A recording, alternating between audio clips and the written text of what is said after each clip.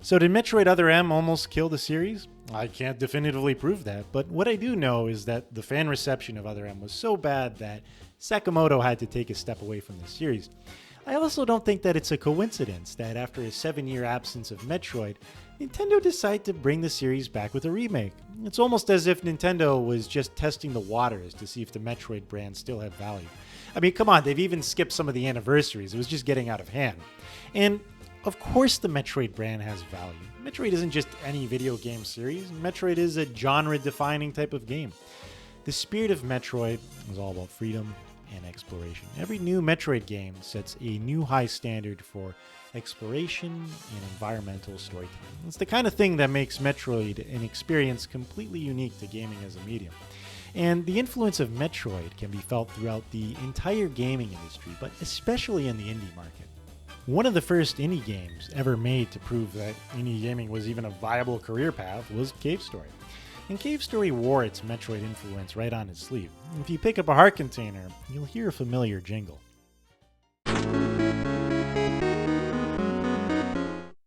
Even in recent years, we still see Metroid-like games being released. Games like Hollow Knight and even the Soul series, they all take a page right out of Metroid. So the question remains, if Metroid is such an influential series, then why hasn't it taken 11 years for Nintendo to make a proper follow-up to Other M? Why are we only getting Metroid Dread in the year 2021? Well, it's my belief that Metroid Other M was such a damaging game to the Metroid brand that Nintendo felt that they had no choice but to put the series on ice until the bad taste from Other M could be washed away by Father Time. It's funny. When you think about it now, Metroid Other M has a bad reputation. But when Other M was first announced, most fans were optimistic about the new direction the series was taking. So let's just take a trip down memory lane to the year 2009. When Other M was first announced at E3, the game presented on stage looked like it was heading towards a newer and more hardcore direction. And I mean, Samus was pulling off all these awesome God of War style executions, and the game just looked badass. Samus, your orders are to take care of all enemies.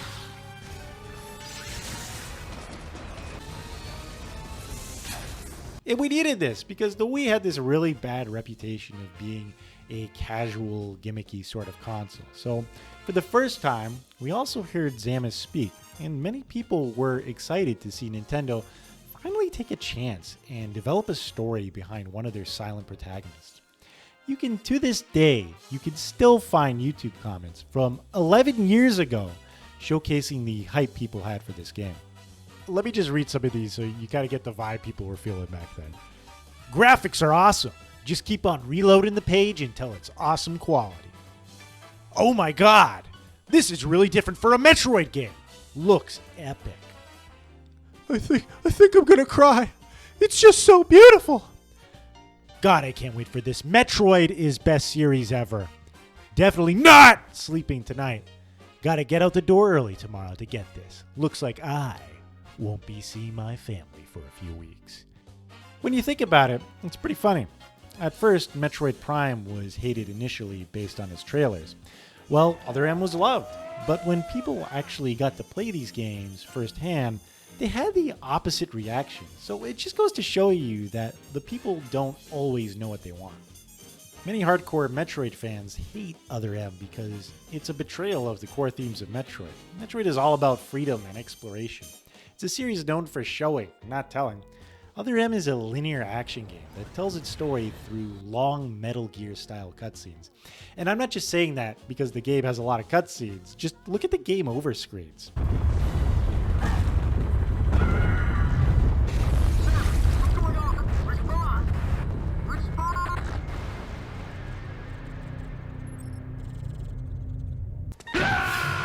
Snake, respond!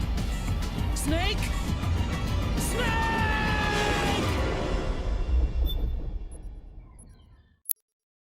Just like I said, Metal Gear style cutscenes. This is also the first time where Samus, a mostly silent protagonist, would seriously be fleshed out as a character. And oh man, they pretty much fucked that up entirely, but we'll get more on that later. And I just want to say that taking the series in a new and bold direction isn't necessarily a bad thing. If Other M was just an action-focused spin-off game, then there could have been a place for it in the series. Metal Gear Rising, by all accounts, is a complete betrayal of everything Metal Gear is. It's a loud action game, it's crazy and over the top, but since the game delivered on its premise and was a competent action game, most people ended up liking it for what it was. There are three main core elements that make up the bulk of Other M. There's the story, the combat, and the exploration. And in a good game, all these features should enhance each other, magnifying their traits. The story should set good context for why the player is motivated and where they should even be going. The exploration should immerse the player into a world that feels real and alive. And the combat should encourage you to explore more so you could find new bosses to fight and new weapons to help you fight even better. All of those factors should combine in a way that makes the game better as a whole. But all these elements are turned upside down and fused together in the worst way possible. The story sets a bad context for the gameplay. The exploration is completely kneecapped to tell a linear story. And the automated combat de-incentivizes the need to even explore. All these elements combine to create a trifecta of stupid, where all the features that should be working in harmony are at complete odds with each other. So who do we blame for this train wreck? At first glance, you might be tempted to think that Team Ninja is to blame. After all, this is the first Metroid game that they ever developed. Maybe they just didn't have the experience, but you would be wrong if you thought that. The blame falls in the place where you would least expect it. Enter Yoshio Sakamoto, the guy who has been with Metroid since the series' humble beginnings on the NES. It's been argued by many fans that Sakamoto is the George Lucas of Metroid. Sakamoto is the man who is partially responsible for making the great 2D Metroid games, but over time the guy took a step back while the 3D Prime games were in full swing. When it came time to make Metroid Other M, it was clear that he lost touch completely with the series. Yusuke Hayashi, the head of Team Ninja at the time, was recruited since his team already had a good experience making 3D action games, something Sakamoto's team and him himself were unfamiliar with. While Sakamoto didn't develop the game, his executive oversight was omnipresent and it completely kneecapped any chances of Team Ninja making a competent action game. He's the guy behind the trifecta of stupid. It's because he wanted to tell a linear story through mostly cutscenes that the exploration sucks. He was even the main architect for ruining the combat, something he shouldn't have even been involved with, but for whatever reason, Sakamoto was completely fixated on having Other M 100% playable exclusively with the Wii Remote without the nunchuck attachment. So I'm just going to sum this quote up quickly for you, but there are three reasons why Other M plays exclusively with the Wii Remote. The first reason is nostalgia. A Wii Remote on its own is a familiar control scheme to those who have grown up playing the 2D Metroid games. The second reason is that it's a self-imposed limitation on Team Ninja, and his idea was that they would be creative under those circumstances. And the final reason is that he viewed the Wii Remote, when combined with the nunchuck, as a barrier of accessibility for new players. Sakamoto forced a self-imposed limitation onto Team Ninja that was fucking tone deaf. What planet is this guy on where a nunchuck is a barrier to entry for most players? The nunchuck is just two buttons and a thumbstick. It's not rocket science, guys. We've had thumbsticks in use since the 90s. Most toddlers figure them out intuitively. The decision to have Other M only playable with a sideways Wii Remote has a cascading effect that cripples the entirety of the gameplay. For starters, the Wii Remote was never intended to be mainly used on the side. It was developed to be pointed at the screen as an aiming device. You know, the entire premise of the console. Using it as a traditional gamepad is one of the most uncomfortable ways you can hold a Wii Remote. There's a reason why Nintendo had to make a classic controller. The sideways Wii Remote is a blocky rectangle. It's uncomfortable to use in long gameplay sessions. The remote on its own only has 6 buttons. 2 of these are out of reach in certain positions. Also, we don't have any thumbsticks. Nobody wants to move a character in 3D space with just a D-pad. We already learned that in the 90s, but it gets worse. With no thumbsticks, and since the remote's on the side, we have no way to aim most of the game. In a game about shooting things, that's a bit of a problem. How did Team Ninja get around this problem? They automated most of the aiming. Zamis in third person, and keep in mind that this is where you'll be spending most of the game, will auto-target whatever enemy is close to it. The only time that the player has a chance to aim is in first-person mode, but that turns out to be one of the most poorly implemented mechanics in the entire game. When using first-person aiming, you're not just switching perspectives, you're switching the way you hold the controller in your hand to make use out of the IR sensor. And as if that wasn't bad enough, in first-person mode, you can't move and shoot, because this game doesn't use the nunchuck. First-person aiming isn't just some novelty feature that the player can ignore. It's mandatory. The only way to use missiles or the grapple beam is in first person. I will say that first person mode is at least tolerable for the puzzles, but it's forced into combat in the worst ways possible. Many enemies can only be weakened with missiles, and if that wasn't bad enough, sometimes you'll have to fight 2 of them at once, which just highlights how ineffective this control scheme really is.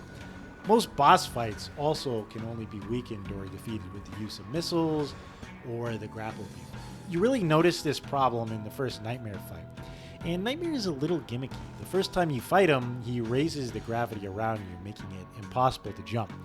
The only way to avoid his attacks is to switch to first-person mode and use the grapple beam. It's bad enough using first-person mode in regular combat, but now you have to do it under pressure while Samus moves like an overburdened Dark Souls character. While all this is happening, the player is flailing their arms around in the real world like an asshole trying to hit the sensor bar properly. And that's just step 1 of the problem. Next, you have to fight the camera, looking up vertically to find the grapple point.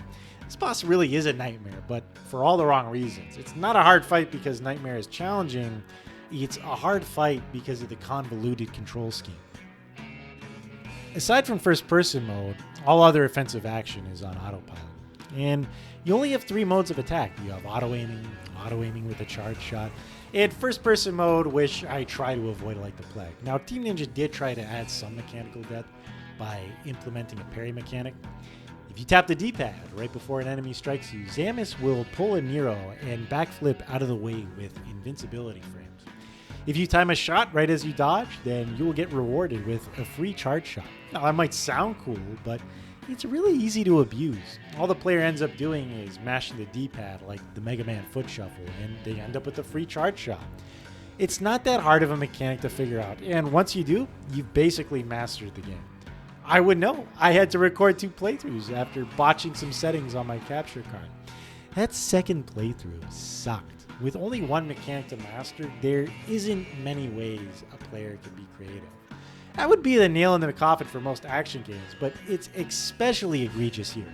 Like I said before, a huge percentage of why the combat is so dull here is that there's almost no aiming in this shooting game, and even when you can aim, you're severely limited.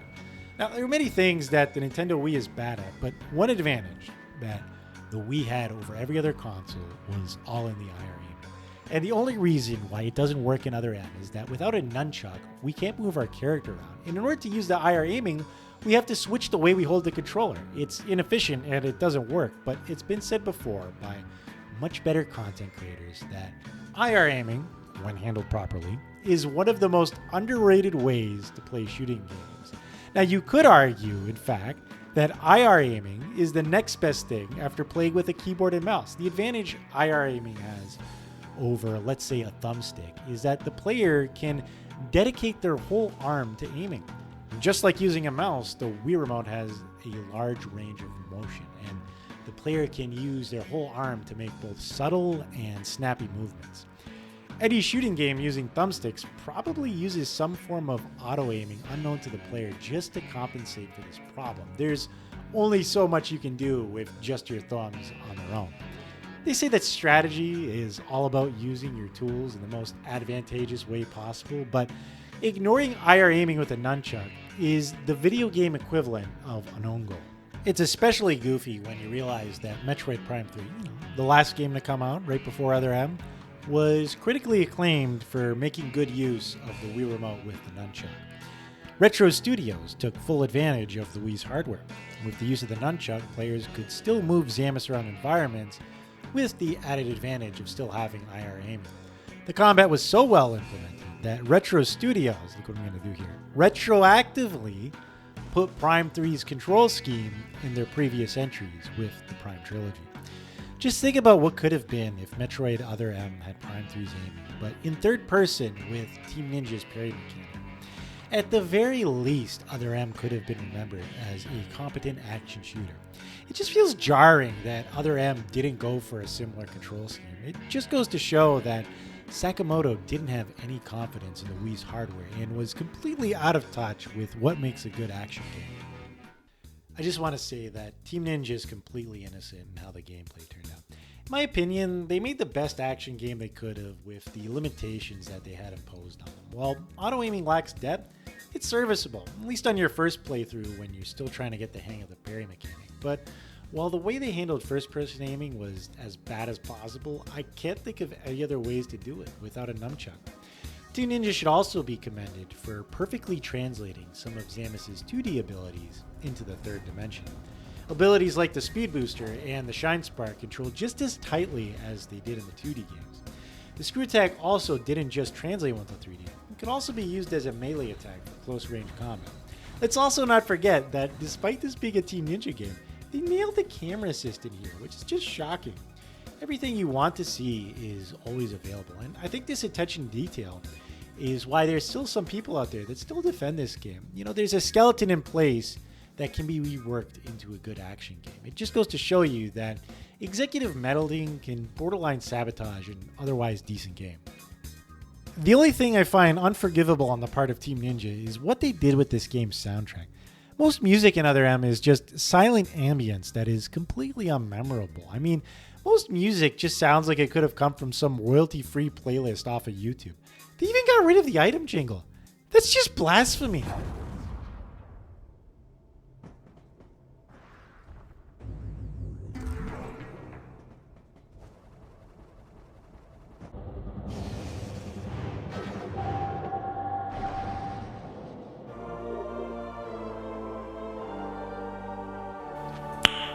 Nice.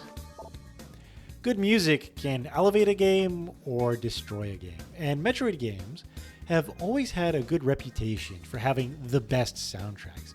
And just to show you how much a good soundtrack can make or break a game, just look at how these generic Other M environments get elevated the second I pair them with music from the older games.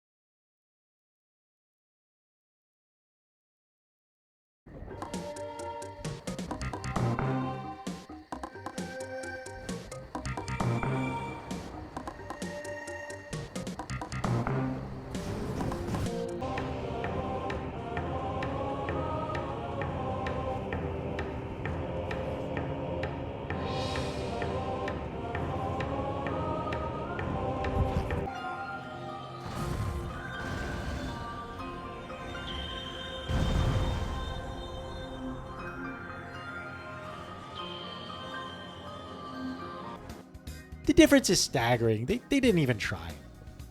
Alright, so we already talked about the combat and the controls, but this is a Metroid game. What about the exploration? So just like Metroid Fusion, we are once again exploring a giant ecological research facility. And it's called the Bottle Ship because subtlety is for cowards. The facility is a mixture of nature and artificiality. And to the game's credit, it explores this theme to the fullest. There are plenty of puzzles involved that are just focused on disabling holographic background projections to expose the cold and dead industrial backdrop. It's actually kind of cool. It's a neat mechanic that gives some substance to an otherwise pretty generic setting that the series has already treaded. But the Bottle Ship is broken up into 3 elemental sectors, and of course you have the cold, dead industrial ship itself. All the sectors feel extremely video gamey. Sector 1 might as well just be called Green Hill Zone. Sector 2 could just be called the ice level, and likewise Sector 3 might as well just be called the endgame lava area. The settings play it safe to a fault and are the bare minimum for a Metroid game. If you want to understand what makes the bottle ship such a chore to explore, I'll once again have to point you back to the trifecta of stupid. Other M is a completely linear game. This was an intentional design choice made to tell a story through cutscenes and to keep the focus more on the action. Sure, there are morph ball puzzles and hidden passageways to be found, but they're mostly here just to give the player a breather from the action.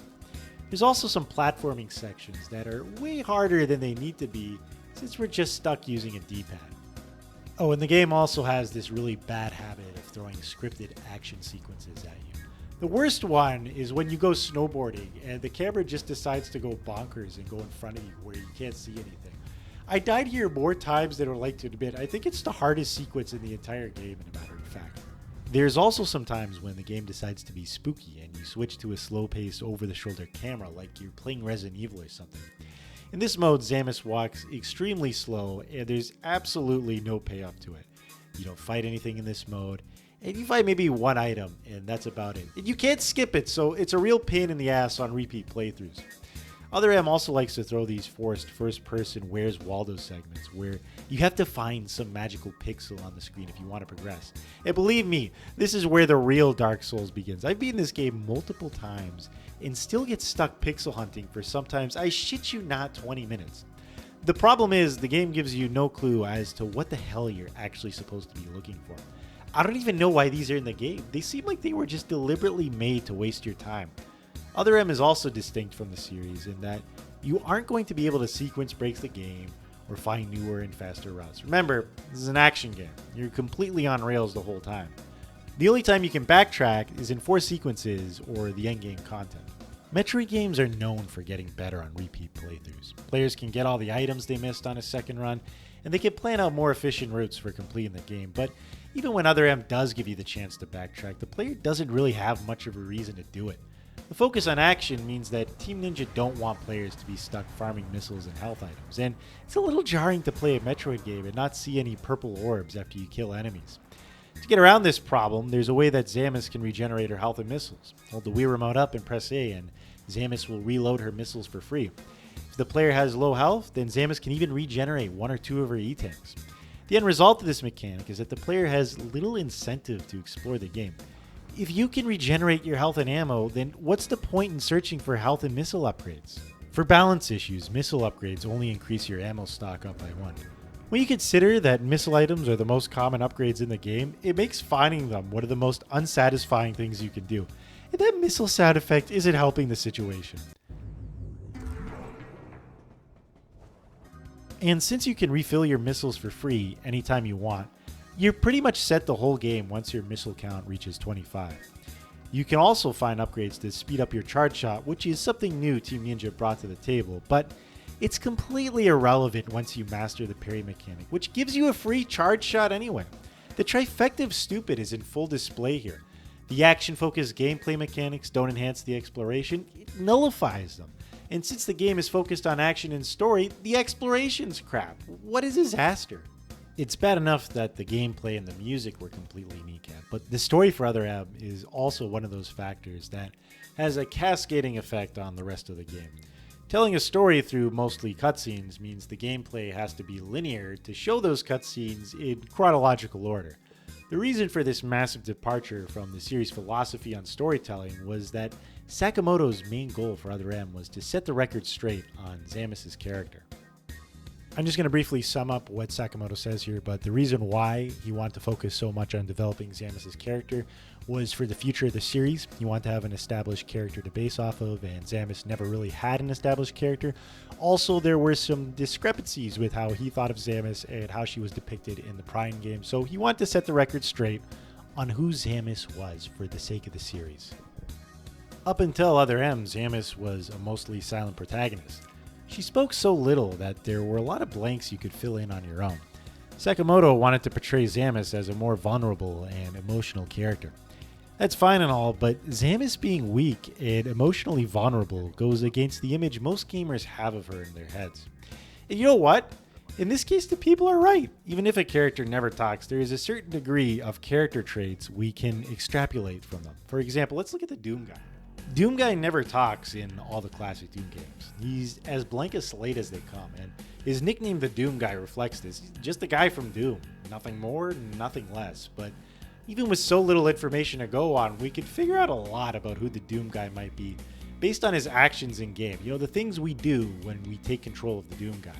The main point of Doom is to massacre thousands of demons. And you do this not just with guns, but with chainsaws and your own two bare hands. And based on that information alone, I think it's safe to say that you can determine that the Doom guy is a bit of a bad motherfucker. And when it came to soft rebooting the series in 2016, id Software was smart enough to run with this characterization. The character traits we assume the Doom guy to have are now out in the open and expanded upon. The game even runs with the idea that the demons you've been slaying this entire time fear you, and why wouldn't they be? This man has single-handedly ripped and torn entire demonic armies to shreds. You'd be scared too if you had to fight him. The player wants to destroy demons in the most brutal way possible, and that's how the Doom guy is characterized. And since the Doom guy is characterized as the way we play as him, we're in sync with the character. By that same logic, we can also assume a lot about what Samus must be like. At the start of most Metroid games, Samus finds herself alone on an alien world that she can explore in any way she chooses. She's done this many times and is experienced in combat and exploration. This is somebody that, by necessity, would have to be mentally strong enough to handle being stuck on a hostile alien world, all on her own and with no outside help. Not only that, but she's a veteran of this kind of thing. She's even a bounty hunter. I mean, just think about what that means.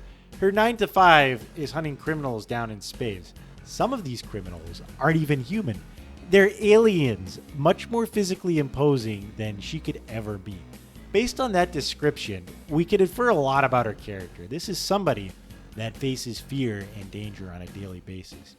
If she wasn't able to perform under fear in a high-pressure situation, she would be dead 10 times over by this point in the story. And then we have the infamous Ridley scene that flips the player's assumptions about who Samus might be right on your ass. In most Metroid games, Ridley is usually one of the highlights. He's Metroid's literal dragon. He exists to test how far your skills have gotten in the game. And he fits his role pretty well, at least in regards to the gameplay. He's one of the few bosses I actually died to. In a game that's mostly a button masher, that's impressive. He's been so memorable and iconic for being a tough boss fight. There's a reason why he was so heavily requested to be in Smash Bros.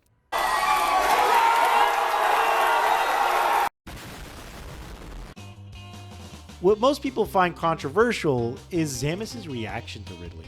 When Samus gets confronted by Ridley, she just ends up having a nervous breakdown. She literally mentally regresses to the state of a child and she just stands there.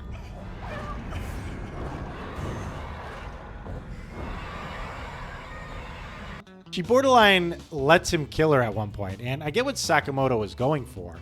He wanted to show that Samus was a real person who carries real trauma with her, but it just doesn't work for so many reasons. To begin with, most players aren't going to have any context to why Samus would ever be afraid of Ridley. Ridley's a reoccurring boss fight. Samus even refers to him as her nemesis.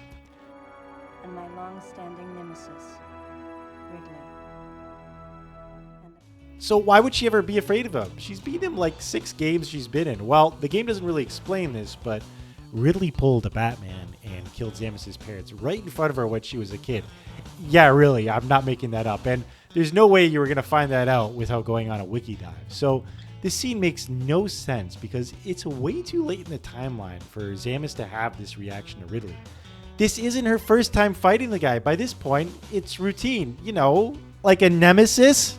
On another note, it's really hard for the player to be in sync with Samus about this when the game goes out of its way to make Ridley look as goofy looking as possible. It was a little surprising that Nintendo decided to turn Ridley into a Pokemon, and I know that's not the most original hot take out there, but that's just what he is. He has 3 evolution forms, and his first form is a cute little Furby. He's a fucking Pokemon. How the hell am I supposed to be scared of this guy? There are plenty of designs for Ridley out there that look badass and scary, but let's be honest here, making a fucking purple space dragon the manifestation of Samus' trauma is really stupid when you think about it. What's even worse is the game just ends up making Samus look like a coward. She just stands there in terror and watches her friend get murdered. The woman is a walking nuclear arsenal. This is just inexcusable behavior. The story for Metroid Other M does everything it can to go against the spirit of who Samus is.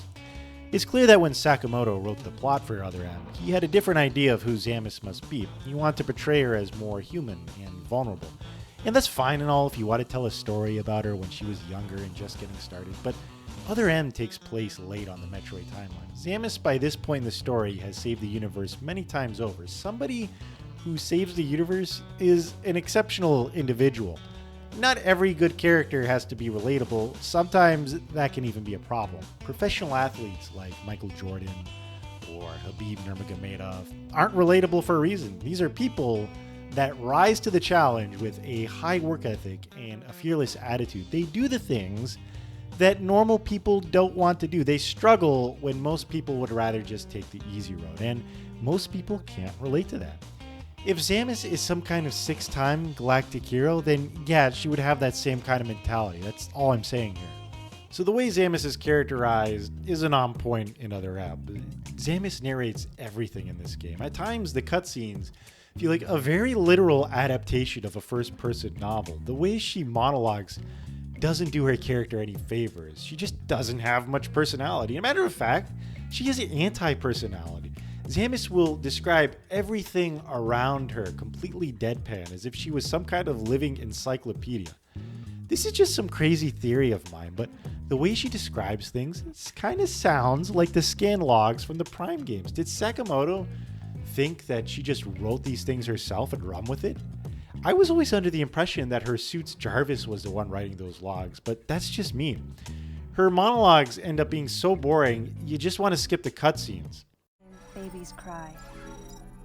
A common SOS with the urgency of a baby crying. The nickname comes from the fact that the purpose of the signal is to draw attention. The signal was coming from a remote part of space. I altered the course of my ship as if this detour had already been part of my flight plan.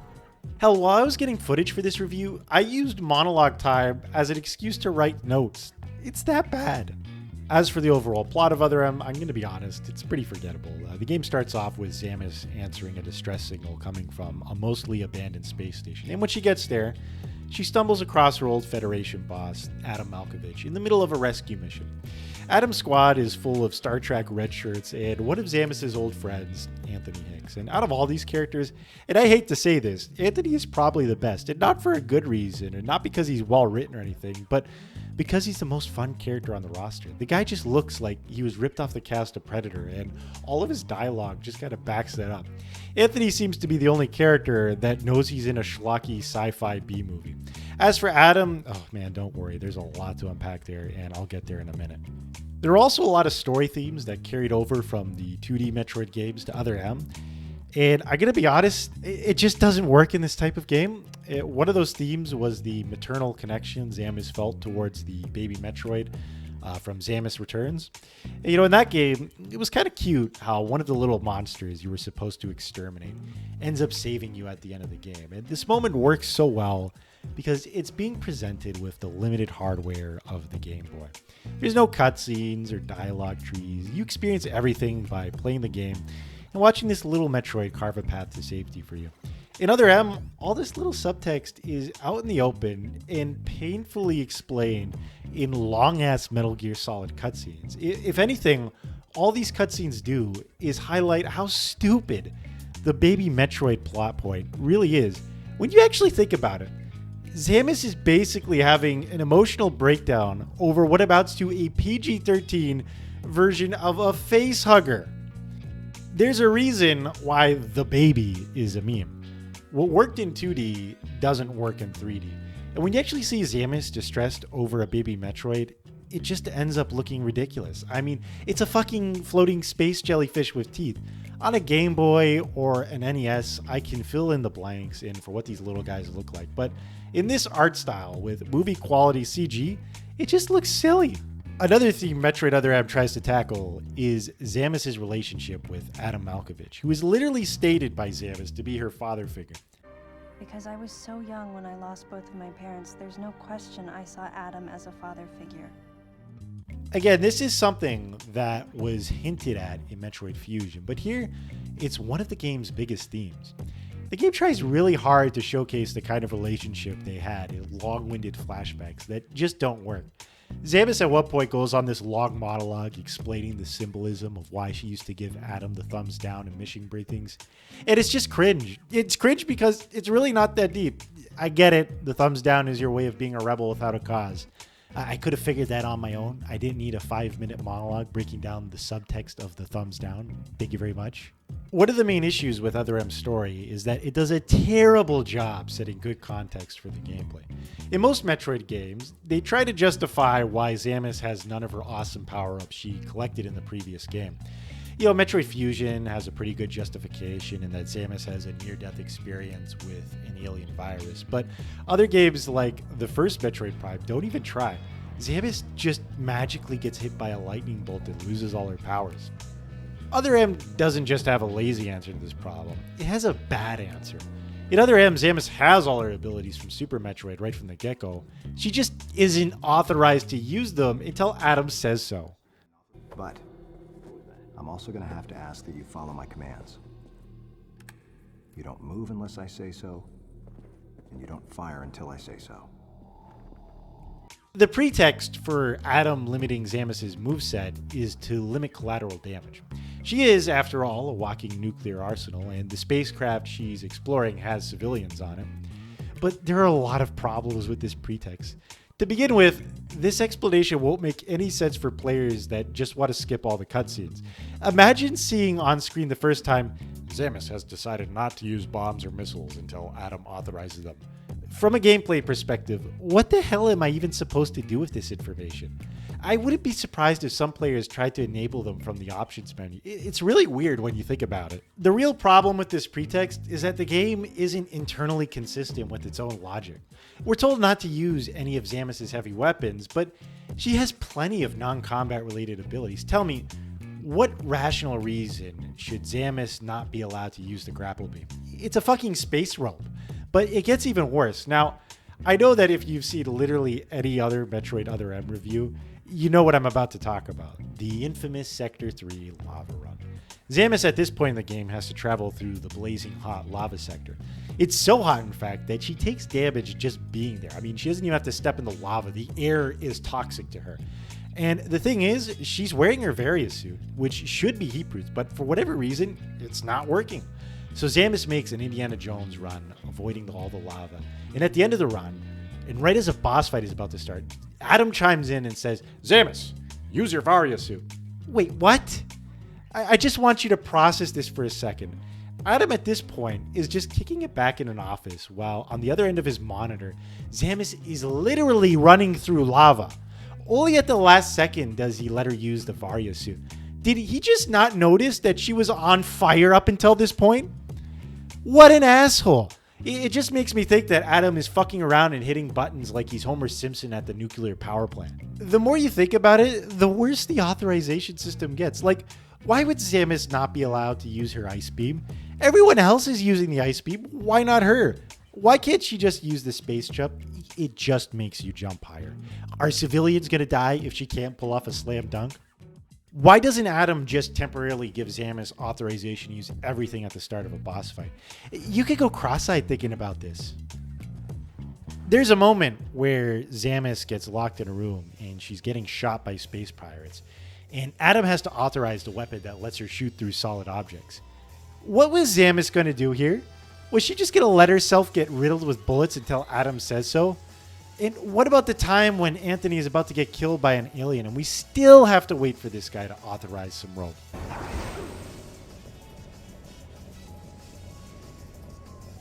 It doesn't matter what Sakamoto wants us to think about Adam and Samus. Under the authorization system, the player will remember what they personally experienced while playing the game. Adam comes off as a control freak who doesn't even have the decency to let Samus use protective gear. And Samus comes off as a doormat for following such unreasonable demands. Samus at this point in the story has saved the universe multiple times, and this guy just treats her like some kind of outlaw. You don't move unless I say so, and you don't fire until I say so. Narratively, this mechanic does the opposite of what Sakamoto had intended, but even from a gameplay standpoint, the authorization system is a terrible way of gatekeeping progression from the player. In most Metroid games, and most games in general, the only way to progress is to find an item or a weapon that can help you. To a player, this makes sense, since the real world works off of a similar kind of logic. If you wanted to climb a mountain, the first thing you would do is get all the necessary tools for the job. In a game, a player will be stuck in front of a wall and think to themselves, I need something or some way to get me through here. In Other M, though, this basic logic is flipped on its head. You already have all the tools necessary to complete the job. It's just a question of when the game is going to let you use them. You're not exploring the world on your own. You're following the orders of a game developer. You go where they tell you to go, and you unlock things when they let you unlock things. You could even say that the exploration is automated. All the items are visible on the map, and the locked doors railroad the player as to where they should go. And you could just hand wave this away and say that Other M is an action game. But if that's the case, then why put any exploration in the game if you're not going to make it good? There's just this one thing I can't get over. Towards the end of the game, Samus just decides to start authorizing her own weapons. And it's pretty cool, like she's trying to reclaim agency in her own game, but it still falls flat because she still doesn't authorize all her fundamental abilities. She authorizes the screw attack and the space jump, but not the gravity suit. Why? And this is right as the nightmare fight begins. I guess Samus must be some kind of closet masochist or something. I don't know. What is there even left to talk about? The plot is pretty forgettable. It pretty much all amounts to the Federation being bad. I mean, who could have thought that the only defined organization in Metroid lore is actually the bad guys? What a twist! What's next? Are the Chozo going to be secretly evil this whole time? It turns out that the Federation is full of corruption and has started researching bioweapons, aka our good old friends, the Metroids. One of Adam's men is secretly working for the evil fraction of the Federation and is killing off his own men. Samus nicknames him the Deleter because I guess traitor and double agent aren't a part of her vocabulary. Oh, and it's not even Anthony, and when you think he's dead, he basically just writes himself back into the story.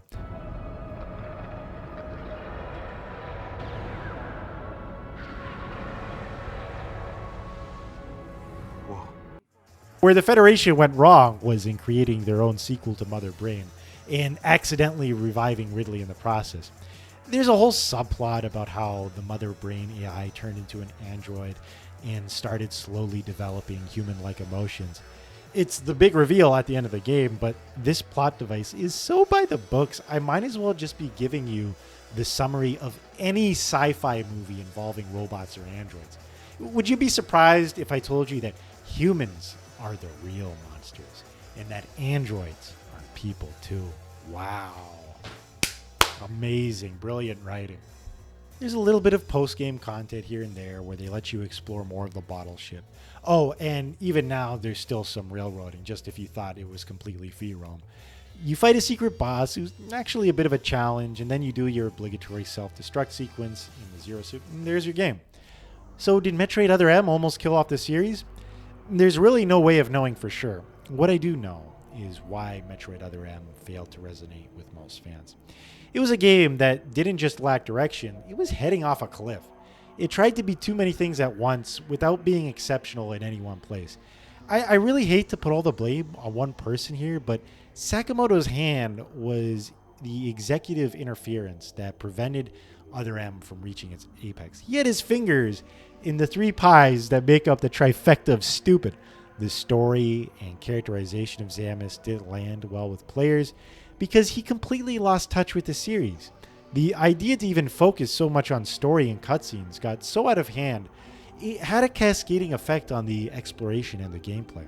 To tell a linear narrative, you need linear exploration. And as for the combat, Sakamoto's bizarre fixation of having the game control only with a Wii remote prevented Team Ninja from being able to create a competent action game. And that's a really hard thing to say about a guy. I know from firsthand experience that creating things is a hell of a lot more challenging than just criticizing them. My job as a reviewer isn't half as hard as Sakamoto's job as an executive producer. He had a lot on the line there. Creating a building is more complicated than being a demolition man. It's a sobering reality of life. You could put blood, sweat, and tears and passion into something, only for people to have the opposite reaction for almost no reason. I started this review comparing Sakamoto to George Lucas. Both of these men, at one point in time, were in the zone, knocking it out of the park for their respective art forms. But somewhere down the line, they lost track of why their series were even good to begin with. George Lucas had a good team of people around him who weren't yes men. They told him when he was making a mistake and what didn't work in his art form. When he stopped working with those people is when Star Wars started to decline. I can't prove this, but it's possible Sakamoto was in a similar situation where the people around him didn't want to criticize an industry veteran. Whatever the case may be, after Other M, Metroid went on its longest hiatus since Super Metroid to Metroid Fusion and Prime. But things are finally starting to look good for the series. We have Prime 4 in development, and finally, after so many years, Metroid Dread looks to be a very competent 2D Metroid game. So things are looking good right now.